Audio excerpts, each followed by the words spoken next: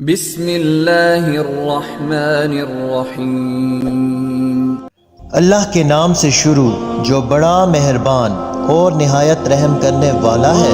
پیارے دوستو، ایک دفعہ ایک عورت سلطنت عثمانیہ کے سلطان عبد المجید کے پاس مقدمہ لے کر حاضر ہوئی اور فرمایا، سلطان معظم، ہمارے گاؤں کے قاضی کے پاس میں ایک مقدمہ لے کر گئی تھی تاکہ قاضی صاحب انصاف پر مبنی فیصلہ کریں اور مجھے انصاف دلائیں، لیکن بدقسمتی سے میں جب قاضی صاحب کے پاس گئی تو اس وقت قاضی صاحب عدالت میں اکیلا موجود تھا۔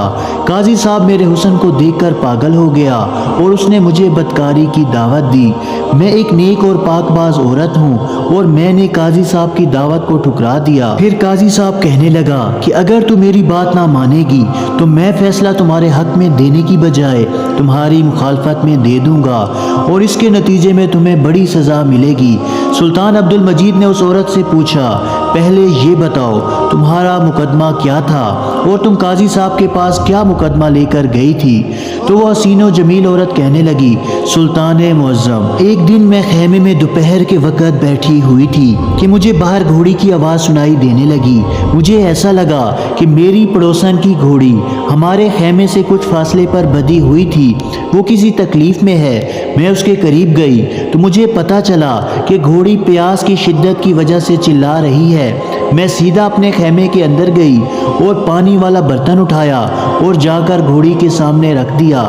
گھوڑی پیاس کی شدت کی وجہ سے بہت کمزور تھی، اس نے وہ فوراً سارا پانی پی لیا، لیکن بدقسمتی سے اس پانی کے اندر کچھ ایسی زہریلی چیز گر گئی تھی جس پانی کو پیتے ہی فوراً گھوڑی کی موت واقع ہو گئی۔ جیسے ہی یہ خبر میری پڑوسن کو ملی تو اس نے چیخنا چلانا شروع کر دیا اور اس نے کہا کہ تم نے میری گھوڑی کو زہر دی ہے۔ میں نے اسے بتانے کی بہت کوشش کی کہ میرا کوئی ایسا ارادہ نہ تھا، میں نے تو صرف اسے پانی پلایا، مجھے نہیں پتا کہ گھوڑی کی موت کیسے واقع ہوئی۔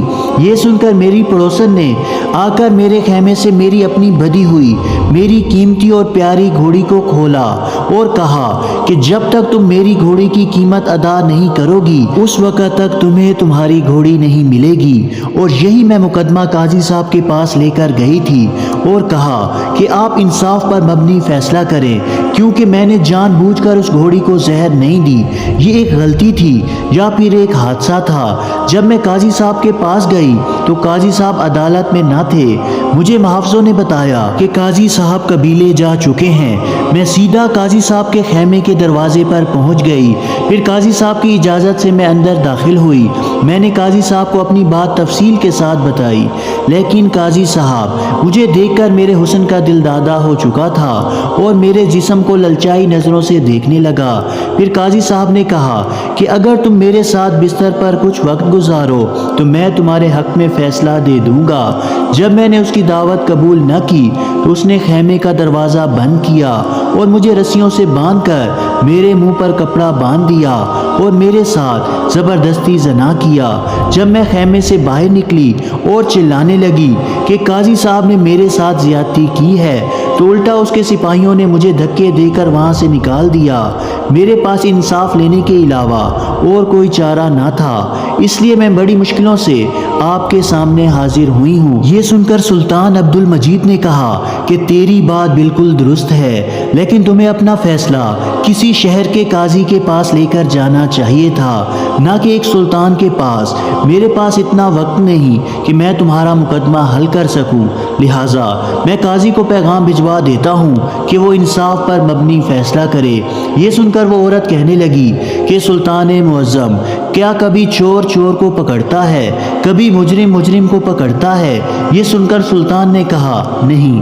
تو پھر وہ عورت کہنے لگی، سلطان معظم، اب آپ ہی بتائیں کہ ایک قاضی دوسرے قاضی کے مخالفت میں فیصلہ کیوں دے گا اور دوسری طرف ایک عام عورت ہے؟ یہ سن کر سلطان معظم نے فرمایا کہ اگر ایسی بات ہے تو میں خود تمہارا فیصلہ کر دیتا ہوں۔ سلطان عبد المجید کے حکم پر قاضی صاحب کو بلایا گیا اور چند ہی لمحوں کے بعد قاضی صاحب سلطان کے سامنے حاضر ہو گیا۔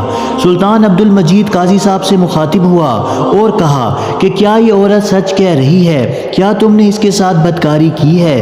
یہ سن کر قاضی صاحب فرمانے لگا، نہیں سلطان معظم، میں نے اس عورت کو ہاتھ تک نہیں لگایا۔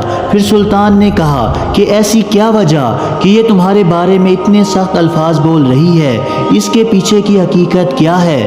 جب سلطان عبد المجید نے قاضی صاحب سے دلائل سنے تو اس نے کہا، سلطان معظم، یہ عورت میرے پاس مقدمہ لے کر آئی۔ میں نے اس عورت کی بات پوری توجہ اور تفصیل کے ساتھ سنی اور اس سے یہی فرمایا کہ جب تک میں دوسری طرف کے دلائل نہ سنوں اور گواہان کی گواہی کے بعد اس مقدمے کا فیصلہ کروں گا، اس لیے تم کل صبح میرے پاس عدالت میں آ جانا۔ یہ سنتے ہی اس عورت کے تیور بدلنے لگے۔ اس نے کہا کہ اگر تم نے میرے حق میں فیصلہ نہ کیا تو میں تمہیں بدنام کر ڈالوں گی۔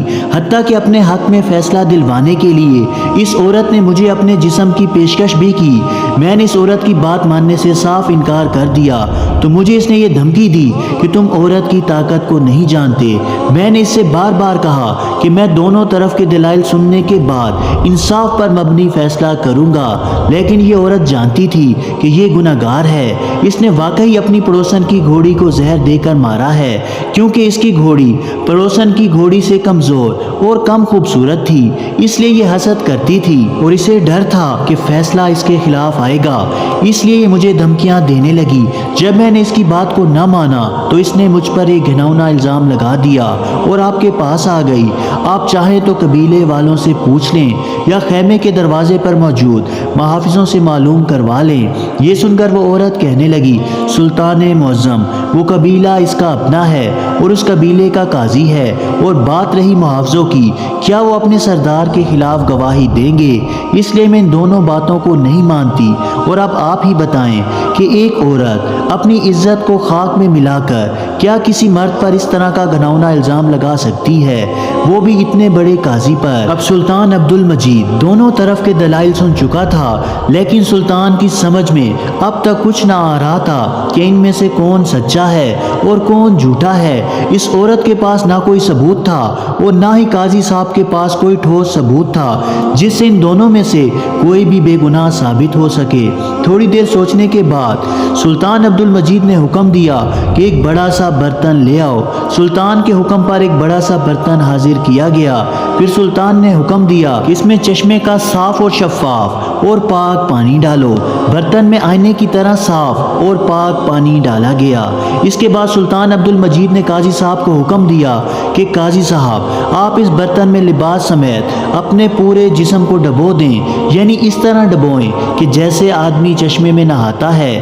قاضی صاحب نے سلطان کے حکم کی تعمیل کی اور فوراً اس برتن کے اندر پیر رکھ کر نہانے لگے۔ سارے درباری حیران تھے کہ سلطان معظم کیا کر رہے ہیں۔ اس کے بعد سلطان عبد المجید نے حکم دیا کہ میرا اپنا ذاتی گھوڑا لے کر آؤ۔ تھوڑی ہی دیر کے بعد سلطان کا گھوڑا سلطان کے سامنے حاضر ہو گیا۔ اب سلطان عبد المجید نے کہا کہ برتن کا پانی میرے گھوڑے کے سامنے رکھو۔ جیسے ہی وہ پانی کا برتن سلطان کے گھوڑے کے سامنے رکھا گیا تو گھوڑے نے فوراً پانی پینا شروع کر دیا۔ یہ دیکھ کر سلطان عبد المجید نے کہا کہ اے چالاک عورت، تم سراسر جھوٹ بول رہی ہو۔ قاضی صاحب بالکل بے گناہ ہے اور اس نے تمہیں ہاتھ تک نہیں لگایا۔ حتیٰ کہ میں یہ بھی کہہ سکتا ہوں کہ قاضی صاحب کا دامن بالکل پاک صاف ہے۔ یہ سن کر تمام درباری بڑے حیران ہوئے کہ ایک برتن میں نہانے اور گھوڑے کا پانی پینے سے کیسے پتہ چلا کہ قاضی صاحب بے گناہ ہے اور عورت گنہگار ہے۔ تو یہ سن کر ایک وزیر بول پڑا، سلطان معظم، آپ کو کیسے پتہ چلا کہ قاضی صاحب بے گناہ ہے اور عورت جھوٹ بول رہی ہے؟